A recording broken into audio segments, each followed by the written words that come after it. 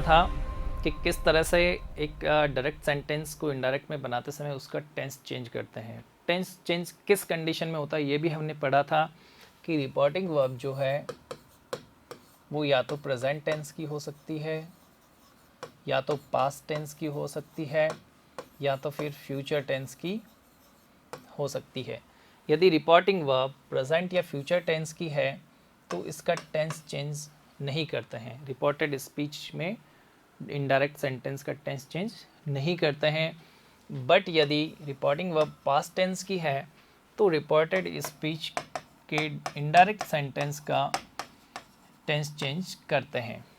But यहाँ पे भी एक कंडीशन है, ये बहुत इम्पोर्टेंट है, आप ध्यान रखें कि यदि ऐसी कंडीशन कि आपका रिपोर्टिंग वर्ब जैसे सैड टू आया है या ओनली सैड आया है, तो सैड टू आने का मतलब है, रिपोर्टिंग वर्ब में सैड टू आने का मतलब है कि रिपोर्टिंग वर्ब पास्ट टेंस का है, उसके बावजूद भी इसका टेंस नहीं किया जा सकता। वो कंडीशन उसका सबसे पहले स्टडी कर लेते हैं। देखिए,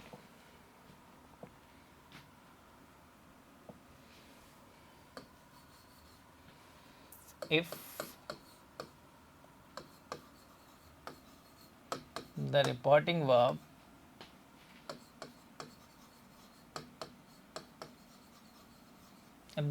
verb having past tense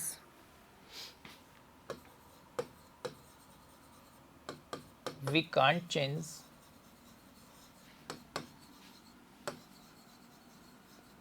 the tense of reported speech while making indirect speech in the following condition.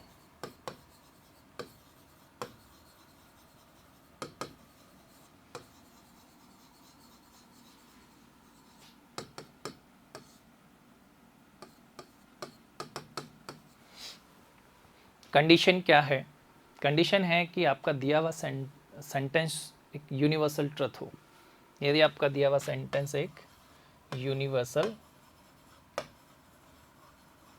Truth हो, यदि दिया हुआ सेंटेंस यूनिवर्सल ट्रुथ है तो यूनिवर्सल ट्रुथ को कोई चैलेंज नहीं कर सकता, उसको हम चेंज नहीं कर सकते। एक एग्जांपल लेकर के देखते हैं, जैसे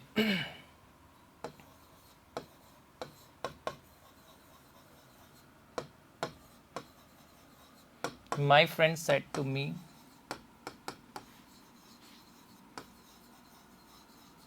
the earth moves round the sun.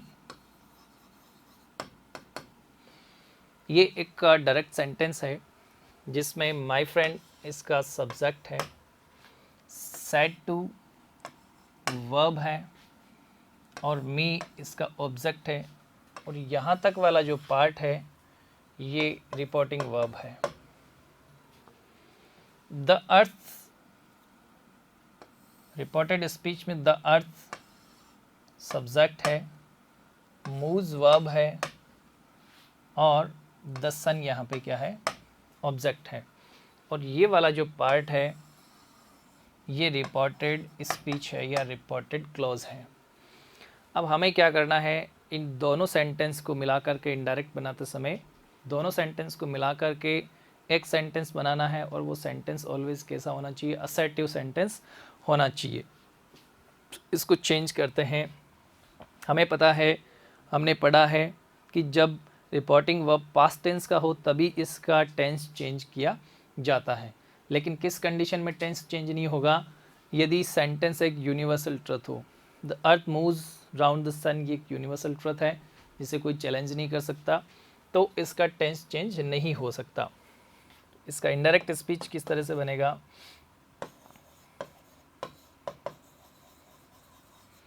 My friend, sad to को किस में चेंज कर देते हैं, टोल्ड में। जैसा कि हमने पढ़ा था, टोल्ड मी। दोनों सेंटेंस को मिलाने से पहले सारे कॉमास वगैरह हम हटा देते हैं और कंजक्शन काम में लेते हैं, दैट। अब यहाँ से एक नया सेंटेंस जो शुरू होना था वो इसमें मर्ज हो गया है। मर्ज हो गया है तो यहाँ पे टी जो भी बड़ा है कैपिटल उसको स्मॉल कर देते हैं। That the earth moves round the sun, और फुल स्टॉप लगा करके इसको असर्टिव सेंटेंस बना देते हैं। तो इस तरह से इसका इनडायरेक्ट सेंटेंस बना कि my friend told me, said to को टोल्ड में चेंज किया, कंजक्शन दैट लगाया, टी छोटा था बड़ा कर दिया, सॉरी कैपिटल था स्मॉल कर दिया, और इसके लास्ट में जो इन्वर्टेड कॉमास वगैरह बीच में जितने भी कॉमा और सिंबल्स हैं उन सबको हटा करके इसको असर्टिव सेंटेंस बना दिया। But reporting verb past tense का होते हुए भी हमने इसका टेंस चेंज नहीं किया, क्योंकि ये सेंटेंस क्या है कि यूनिवर्सल ट्रुथ है। यदि ये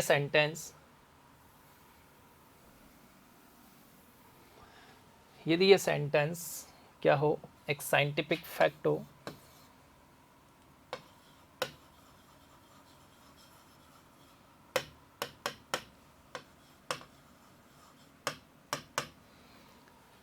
साइंटिफिक फैक्ट हो तो भी उसको भी चैलेंज नहीं किया जा सकता, इसलिए हम उसका भी टेंस चेंज नहीं करते हैं। जैसे एक एग्जांपल लेते हैं, a science teacher said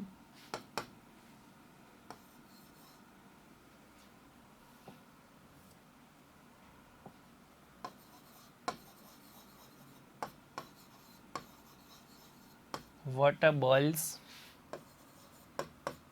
at 100 degrees centigrade and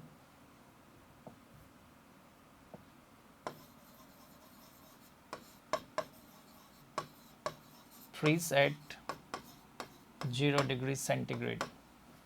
ये एक सेंटेंस है, science teacher said water boils at 100 degree centigrade and freeze at 0 degree centigrade. इसको यदि आपको चेंज करना है इनडायरेक्ट स्पीच में, तो our science teacher said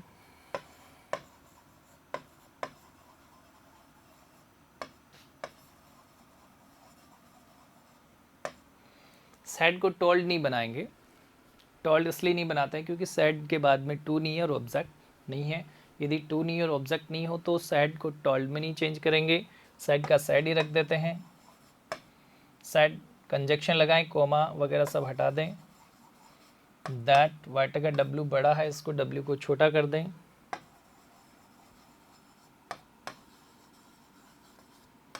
that water boils eight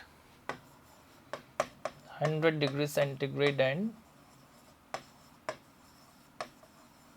freeze at 0 degree centigrade. क्योंकि ये एक साइंटिफिक फैक्ट है और साइंटिफिक फैक्ट को चेंज नहीं किया जा सकता, उसका टेंस चेंज नहीं किया जा सकता है। अब देखिए नंबर 3 कंडीशन,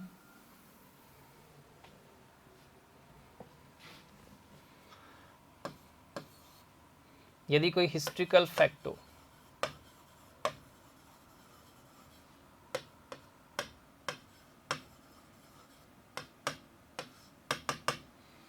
हिस्ट्रिकल फैक्ट को भी चेंज नहीं किया जा सकता। हिस्ट्री बनाई जा सकती है, इतिहास रचा जा सकता है, बट इतिहास को बदला नहीं जा सकता। History is history. तो हिस्ट्रिकल फैक्ट में देखते हैं, कोई फैक्ट लेकर के एग्जांपल लेते हैं हम। Our history teacher said to me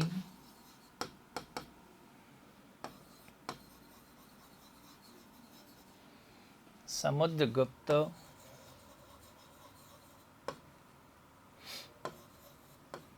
is the Napoleon of India. ये एक हिस्ट्री का फैक्ट है कि समुद्रगुप्त को भारत का नेपोलियन कहते हैं। नेपोलियन विश्व विजेता था, उसकी कंपैरिजन यदि इंडिया के किसी एम्परर से की जाए तो वो है समुद्रगुप्त, भी बहुत बड़े साम्राज्य के एम्परर थे।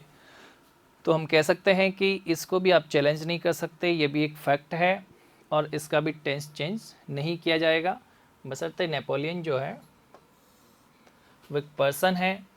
कोई भी पर्सन जो होता है जो किसी व्यक्ति विशेष को इंडिकेट करता है, उससे पहले दे का यूज़ तब करते हैं जब उसकी कंपैरिजन दो जनों की कंपैरिजन करते हैं तो जो कंपैरिजन में जो बड़ा है, जिससे कंपैरिजन की जा रही है, जिससे कंपेयर किया जा रहा है, तो नेपोलियन से समुद्रगुप्त को कंपेयर किया जा रहा है। It means Napoleon is greater than Samudragupta.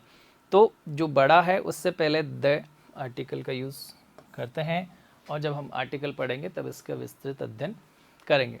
इसको यदि हम चेंज करें तो आर हिस्ट्री टीचर टोल्ड, इस बार सैड नहीं रहेगा, टोल्ड हो जाएगा, क्योंकि यहाँ पे टू एंड ऑब्जेक्ट आया मी, टोल्ड मी दैट, यहाँ पे समुद्रगुप्त में एस बड़ा ही रहेगा क्योंकि ये किसी व्यक्ति विशेष का नाम है। तो remaining sentence as it is आप लिख देते हैं और इसको इनडायरेक्ट में चेंज कर देते हैं। क्लियर? इस तरह से ये जो फैक्ट्स है, हिस्ट्रिकल फैक्ट है, साइंटिफिक फैक्ट है, यूनिवर्सल ट्रुथ है, इनका यदि आप बनाते हैं इनडायरेक्ट स्पीच तो इसका टेंस चेंज नहीं करते हैं, बशर्ते कि आपका रिपोर्टिंग वर्ब पास्ट टेंस का हो ना हो। अब हम बात करते हैं सेंटेंस वाइज।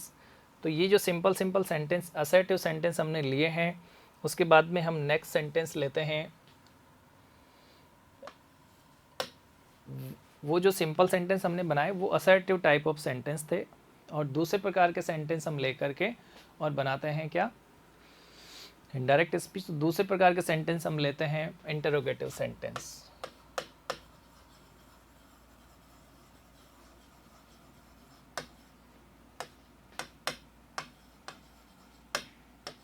इंटरोगेटिव सेंटेंस की स्टडी हमने एक्टिव को पैसिव वॉइस में चेंज करते समय भी की थी, वही स्टडी हमें यहाँ पे भी करनी है, बट दोनों के फॉर्मेट में बिल्कुल डिफरेंस है।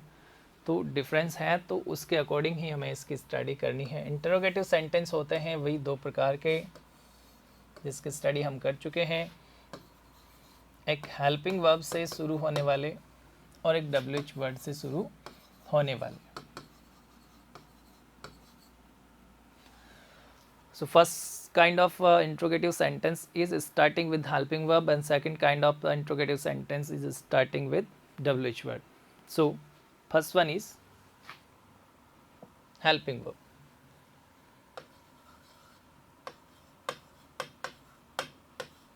हेल्पिंग वर्ब से शुरू होने वाले इंटरोगेटिव सेंटेंस जो होते हैं, इसका यदि आपको इनडायरेक्ट बनाना है तो इसके सर्टेन रूल्स को फॉलो करना पड़ेगा। रूल नंबर फर्स्ट देखिए, रिपोर्टिंग वर्ब में जो सैड या सैड टू आएगा, रिपोर्टिंग वर्ब के सैड टू को आप किस में चेंज कर देते हैं, आस्क में चेंज कर देते हैं। किस में चेंज करेंगे, आस्क में। और यदि से टू आया है तो आप किस में चेंज कर देते हैं, आस्क में। किस में चेंज कर देंगे, आस्क में। या फिर सेज टू आया तो आस्क में चेंज कर देते हैं, बट इनका कोई रोल नहीं रहता है। एक्चुअली में एग्जाम में इनसे रिलेटेड कोई क्वेश्चन कभी पुटअप नहीं किया गया है, इसलिए आप केवल और केवल किस पे फोकस करें कि आपका रिपोर्टिंग वर्ब पास्ट टेंस का है। उसी से क्वेश्चन क्यों पुटअप किए जाते हैं, क्योंकि जितने भी एक्सेप्शंस है, जितने भी रूल्स है जो कि फॉलो किए जा सकते हैं, तो वो तभी किए जा सकते हैं जब आपका रिपोर्टिंग वर्ब पास्ट टेंस का होता है। ओके, अब देखिए नंबर 2,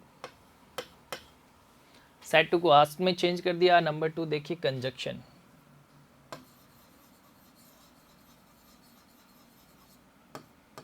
दोनों सेंटेंस को जोड़ने के लिए कंजक्शन इफ का यूज करें। आप वेदर का भी यूज कर सकते हैं, बट मोस्ट प्रोबेबली जो यूज आपको वहाँ पे मिलता है या फिर आप करते हैं वो किसका यूज करते हैं, इफ का यूज करते हैं। अब इसका पैटर्न जो है वो किस तरह से बनेगा देखिए,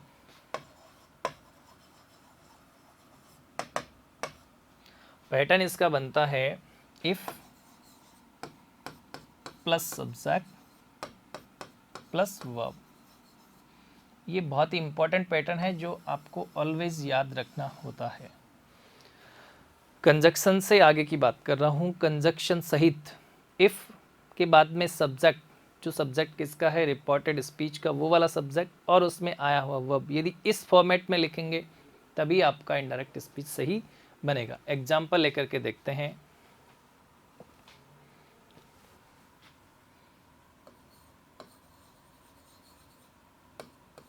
कृति said to Palak,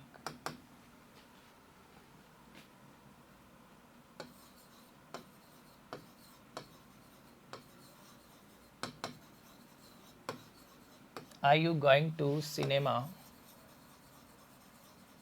tonight?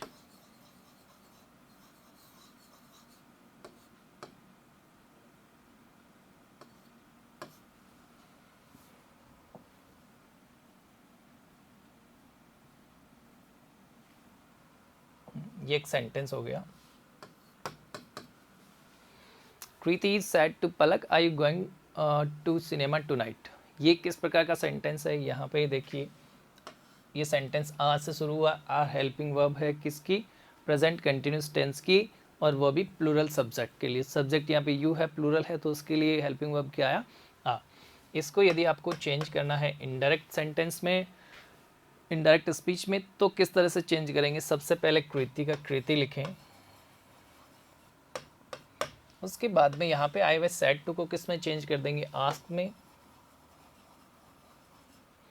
यहाँ पे टू नहीं लगाएं, यहाँ पे ऑब्जेक्ट लिखें। कृति आस्क पलक, अब अपने को format if plus subject plus verb, conjunction क्या होगा यहाँ पे, इफ सब्जेक्ट कौन है, यू, सब्जेक्ट यहाँ पे कौन है, यू। यू कौन सा पर्सन है, सेकंड पर्सन, और सेकंड पर्सन किसके अकॉर्डिंग चेंज होता है, ऑलवेज रिपोर्टिंग वर्ब के ऑब्जेक्ट के अकॉर्डिंग चेंज होता है। रिपोर्टिंग वर्ब का ऑब्जेक्ट कौन है, पलक, पलक कौन है, गर्ल, गर्ल मीन्स सी। तो इफ सी, अब आपको यहाँ पे वर्ब कहाँ मिले ना, तो वर्ब में यदि हेल्पिंग वर्ब है तो वो भी साथ ही रहेगा, तो पहले हेल्पिंग वर्ब फिर मेन वर्ब। यहाँ पे आर यू के लिए आया था, तो इसको हम किस टेंस में चेंज कर देंगे, ये है अपना प्रेजेंट कंटिन्यूस टेंस, इसको हम कौन से टेंस में चेंज कर देते हैं, पास्ट कंटिन्यूस टेंस में। तो सी के साथ में क्या आएगा, was. If she was going to cinema, if she was going to cinema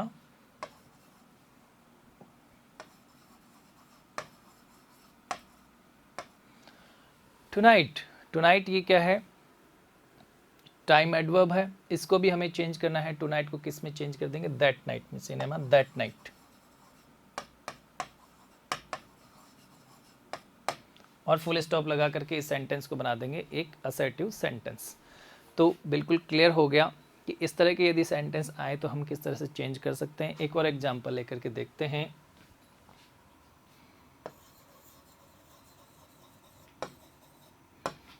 Abhinav said to Kiran,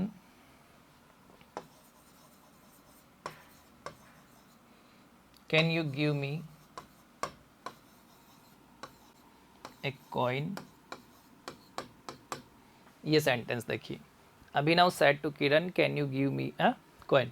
यहाँ पे अभिनव कौन है, रिपोर्टिंग वर्ब का subject, said to reporting verb की वर्ब है, टेंस है, और किरण यहाँ पे है रिपोर्टिंग वर्ब का ऑब्जेक्ट।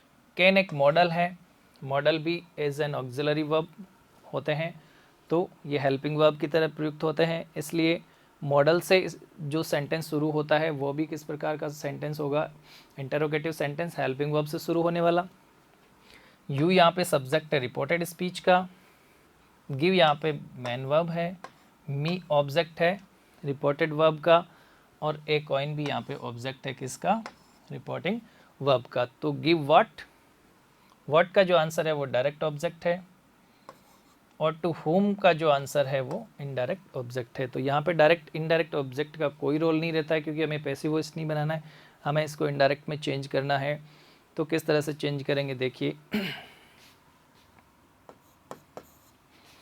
अभिनव सेड टू को आप आस्क में चेंज कर देते हैं। Kiran conjunction if plus subject, subject कौन है यहाँ पे, यू कौन सा पर्सन है, सेकंड पर्सन। सेकंड पर्सन किसके अकॉर्डिंग चेंज होता है, रिपोर्टिंग वर्ब के ऑब्जेक्ट के अकॉर्डिंग। ऑब्जेक्ट कौन है, किरण, किरण कौन, सी, इफ सी। इसके बाद में यहाँ पे टेंस देखिए कौन सा है, कैन मॉडल है, तो कैन को किस में चेंज कर देंगे, कैन बी में चेंज करते हैं पैसिव वॉइस में, और कुड में चेंज करते हैं रिपोर्टेड स्पीच में। ध्यान रखें बहुत अच्छे से, if she can, sorry if she could, उसके बाद में वर्ब, तो हमने क्या पढ़ा था, if plus subject plus verb, तो वर्ब के साथ में कैन कुड मॉडल या जो भी हेल्पिंग वर्ब है वो आपको साथ में लेके चलना है।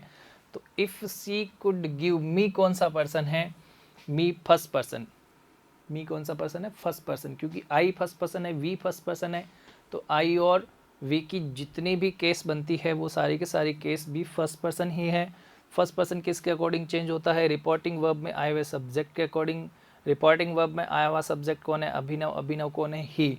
If she could give he, अब ये ही तो यहाँ पे तब होता जब सब्जेक्ट की जगह होता, तो सब्जेक्ट की जगह तो सी ने ले ली, तो सब्जेक्ट की जगह पर जो आएगा वो सब्जेक्टिव केस में आएगा, और ऑब्जेक्ट की जगह जो आएगा वो ऑब्जेक्टिव केस में होगा। तो ही की ऑब्जेक्टिव केस क्या होती है, him. If she could give him a coin, और यहाँ पे आप फुल स्टॉप लगा करके इस सेंटेंस को बना देते हैं असर्टिव सेंटेंस। अब इन सेंटेंस का मीनिंग सेम ही है। देखिए आप, अभिनव ने किरण से कहा था कि क्या तुम मुझे एक कॉइन दे सकते हो, इसका देखिए इनडायरेक्ट स्पीच कैसे बना। अभिनव ने किरण से पूछा था यदि वो उसे एक कॉइन दे सकती, यदि वो उसे एक कॉइन दे सकती, तो दे सकती, या तो दे सकती, या तो नहीं दे सकती, या तो हाँ या तो ना।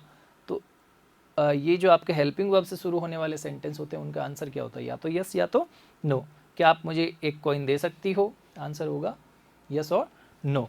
यदि वह एक कॉइन उसको दे सकती, तो दे सकती या तो हाँ या तो ना। तो इनका जो मीनिंग है वो सेम रहेगा, बस इनका फॉर्मेट चेंज हो जाएगा, इनका नेचर चेंज हो जाएगा। ये था आपके कौन से वाले सेंटेंस, हेल्पिंग वर्ब वाले। अब हम बात करते हैं WH वर्ड से शुरू होने वाले सेंटेंस की।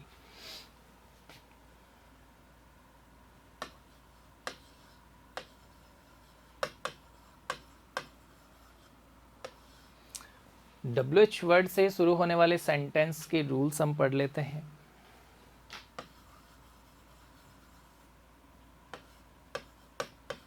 पहला रूल देखिए, यदि डायरेक्ट स्पीच का सेंटेंस WH वर्ड से स्टार्ट हो रहा है तो उसको इनडायरेक्ट में चेंज करते समय किन चीज़ों को हमें फॉलो करना है, किन रूल्स को फॉलो करना है, ध्यान से देखिए। सबसे पहले आए हुए सैड टू को किस में चेंज कर देंगे, आस्क में। ये सैड टू कहाँ पे आएगा, रिपोर्टिंग वर्ब में। उसके बाद में हम बात करते हैं ऑलवेज किसकी, कंजक्शन की। तो यहाँ पे जो कंजक्शन हम यूज़ करेंगे वो देखिए, जो भी WH वर्ड आया है वो खुद एक सब्जेक्ट होता है। WH वर्ड खुद एक सब्जेक्ट की तरह रिप्रेजेंट करता है अपने आप को, या फिर वो अपने आप को एक योजक कड़ी जोड़ने वाली डिवाइस की तरह की तरह अपने आप को रिप्रेजेंट करता है। तो जो लिंकिंग डिवाइस होती है वही कंजक्शन यहाँ पे हो जाएगा। तो यहाँ पे कंजक्शन कौन हो जाएगा, खुद WH वर्ड। जो भी WH वर्ड आपके डायरेक्ट सेंटेंस में आया है वो WH वर्ड आपका कंजक्शन हो जाएगा। अब इसका पैटर्न देखिए,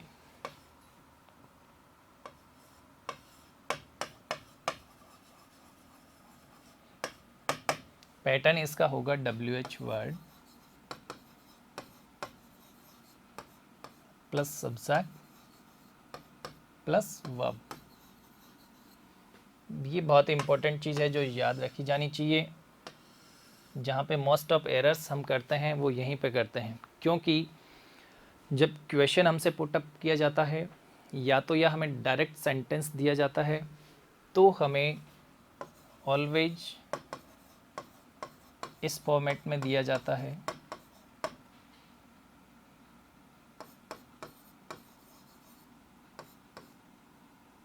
प्लस यहाँ पे कोई भी वर्ब होगी। ये पैटर्न हमें दिया जाता है। WH वर्ड के ठीक बाद में हेल्पिंग वर्ब आएगी। WH वर्ड के ठीक बाद में हेल्पिंग वर्ब आएगा, फिर सब्जेक्ट आएगा और फिर मेन वर्ब आएगा। अब हमने क्या कर दिया, इस सब्जेक्ट को उठा करके इधर रख दिया और हेल्पिंग वर्ब और वर्ब को एक जगह कर दिया, या इसको वर्ब में ही हम काउंट कर लेते हैं। तो फॉर्मेट को हमने चेंज किया, सब्जेक्ट को उठा करके WH वर्ड के बिल्कुल करीब रख दिया। अब आपका जो सेंटेंस है वो असर्टिव बन जाता है। वो असर्टिव किस तरह से बनता है, एक एग्जाम्पल लेकर के मैं आपको बिल्कुल अच्छे से एक्सप्लेन करता हूँ। देखिए,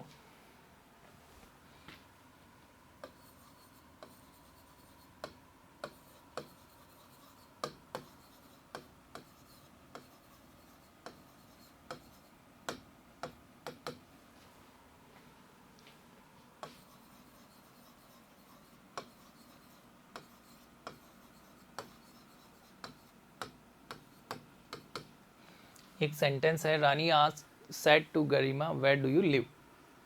इसमें रानी रिपोर्टिंग वर्ब का सब्जेक्ट, गरिमा रिपोर्टिंग वर्ब का ऑब्जेक्ट, सेड टू टेंस है, रिपोर्टिंग वर्ब का वर्ब है। इसमें यहाँ पे डू जो है वो प्रेजेंट इंडेफिनेट टेंस की हेल्पिंग वर्ब है, और यू जो इसमें आया है वो यहाँ पे सब्जेक्ट है, इसमें ऑब्जेक्ट नहीं है। अब देखिए, इसका यदि हमें बनाना है इनडायरेक्ट स्पीच तो हम क्या करेंगे, सबसे पहले रानी, सेड टू को आस्क में चेंज करेंगे, गरिमा, कंजक्शन किसका लगाना है, खुद WH वर्ड को एज ए कंजक्शन हमें यूज यहाँ पे करना है। वेयर, वेयर, अब आप किसको उठा के लेंगे, सब्जेक्ट को, डू को, हेल्पिंग वर्ब को छोड़ दिए। सब्जेक्ट कौन है, यू, यू कौन सा person, second person. Second person किसके अकॉर्डिंग चेंज होता है, ऑब्जेक्ट के अकॉर्डिंग। ऑब्जेक्ट कौन है, गरिमा, गरिमा कौन, शी। वेयर सी, अब देखिए टेंस चेंज करना है, डू कौन सा टेंस है, प्रेजेंट इंडेफिनेट टेंस है, और इसको हमें किस में चेंज कर देना है, पास्ट इंडेफिनेट टेंस में। ये सेंटेंस आपका कैसा सेंटेंस है, प्रेजेंट इंडेफिनेट टेंस का इंटरोगेटिव सेंटेंस है। किस तरह का सेंटेंस है, इंटरोगेटिव सेंटेंस। जब प्रेजेंट इंडेफिनेट टेंस का सेंटेंस इंटरोगेटिव हो या नेगेटिव हो तो हम हेल्पिंग वर्ब प्लस वर्ब की फर्स्ट फॉर्म काम में लेते हैं। हेल्पिंग वर्ब आएगा डू या डस। ऐसी कंडीशन अप्लाई होती है पास्ट इंडेफिनेट टेंस पे। यदि पास्ट इंडेफिनेट टेंस का सेंटेंस भी इंटरोगेटिव सेंटेंस है तो हम हेल्पिंग वर्ब डिड काम में लेते हैं वर्ब की फर्स्ट फॉर्म। अब हम इस इंटरोगेशन को हटा करके यहाँ पे एफर्मेशन ला रहे हैं। इट मीन्स कि सेंटेंस को हमें कैसा बनाना है, अफर्मेटिव सेंटेंस बनाना है। तो अफर्मेटिव सेंटेंस में कभी भी प्रेजेंट इंडेफिनेट में, पास्ट इंडेफिनेट टेंस में हेल्पिंग वर्ब काम में नहीं लेते हैं। हेल्पिंग वर्ब काम में नहीं लेते तो क्या काम में लेते हैं, प्रेजेंट इंडेफिनेट टेंस में तो हम काम में लेते हैं वर्ब की फर्स्ट फॉर्म, या वर्ब की फर्स्ट फॉर्म में ऐसी यस। प्रेजेंट इंडेफिनेट तो हम रख नहीं सकते क्योंकि हमारा नियम है कि यदि रिपोर्टिंग वर्ब पास्ट टेंस का है और वो यूनिवर्सल ट्रुथ नहीं है, कोई फैक्ट नहीं है, तो हमें इसको चेंज करना होगा किसमें, इसके टेंस को चेंज करना ही होगा। यदि प्रेजेंट इंडेफिनेट है तो इसको पास्ट इंडेफिनेट में चेंज करना है। तो पास्ट इंडेफिनेट टेंस के असर्टिव सेंटेंस जिसे हम पॉजिटिव सेंटेंस कहते हैं या अफर्मेटिव सेंटेंस कहते हैं, तो अफर्मेटिव सेंटेंस में केवल वर्ब की सेकंड फॉर्म का प्रयोग आपको करना है। तो वह सी लिव की सेकंड फॉर्म क्या हो जाएगी, लिव्ड। वह सी लिव्ड, और यहाँ पे फुल स्टॉप लगा करके हम इसको असर्टिव सेंटेंस बना देते हैं। तो समझ में आया, डू को हमने हटा दिया, वेयर को हमने एज ए कंजक्शन यूज़ किया, यू को हमने सी में बदल दिया, और डू प्लस लिव को मिला करके हमने लिव्ड बना दिया क्योंकि हमें इसको चेंज करना था पास्ट इंडेफिनेट टेंस में। इस तरह से ये अपना हुआ कौन सा, WH वर्ड से शुरू होने वाले सेंटेंस के नियम। अब देखिए एक और एग्जाम्पल लेकर के देखते हैं।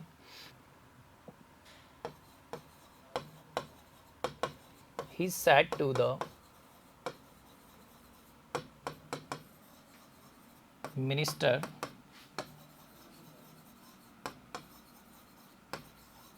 what can you do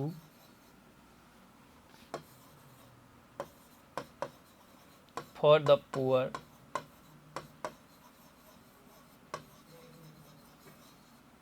this days. एक लंबा सेंटेंस मैंने थोड़ा सा ले लिया है। देखिए, ही सैड टू द मिनिस्टर, उसने मिनिस्टर से कहा कि what can you do for the poor, कि आप गरीब लोगों के लिए क्या कर सकते हैं। द पुअर एक ग्रुप को रिप्रेजेंट करता है। दिस डेज ये टाइम एडवर्ब है, तो इसको चेंज करना है। तो हम किस तरह से चेंज करेंगे? सैड टू को आप आस्क में चेंज कर देंगे। द मिनिस्टर का द मिनिस्टर हो जाएगा he ask the minister. Conjunction WH word खुद रहेगा। What plus subject plus verb. What plus subject कौन है? यू कौन है? Second person. सेकंड पर्सन किसके अकॉर्डिंग चेंज होगा? ऑब्जेक्ट के अकॉर्डिंग। ऑब्जेक्ट कौन है? The minister. द मिनिस्टर कौन है? ही। जो कोई भी है जिसके बारे में पता नहीं है कि वो द मिनिस्टर कोई लेडी है या कोई पुरुष है, तो ऐसे में आप उसको यूनिवर्सल जो है वो किस में काउंट करते हैं? ही में ही काउंट करते हैं। तो he ask the minister what he. Can किस में चेंज हो जाएगा? कुड में। What he could. और मॉडल के बाद में ऑलवेज वर्ब की फर्स्ट फॉर्म आती है, तो डू यहाँ पे मेन वर्ब है, तो डू का डू ही रह जाएगा। What he could do for the poor. These को हम किस में चेंज कर देते हैं? दोज में। दोज डेज, और सेंटेंस को बना देते हैं असर्टिव सेंटेंस। तो इस तरह से इंटरोगेटिव सेंटेंस हेल्पिंग वर्ब वाले और WH वर्ड वाले सेंटेंस होते हैं अपने फिनिश।